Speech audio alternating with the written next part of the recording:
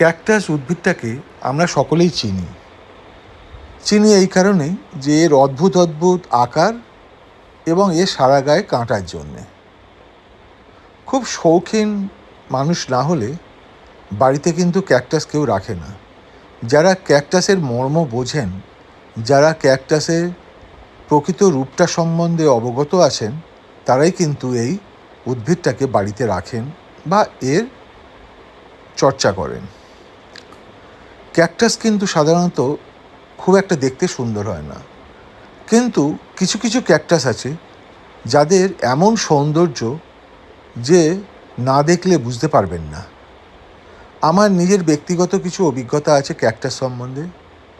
কালিম্পংয়ে একটা cactus garden আছে, সেখানে আমি গেছিলাম এবং সেখানে আমি ক্যাকটাসের যা ফুল দেখেছিলাম, এত বছর পরেও আমি সেটা ভুলতে পারিনি। তার প্রচুর ছবিও আছে আমার কাছে। যাই হোক, দেখার জন্যে ধন্যবাদ।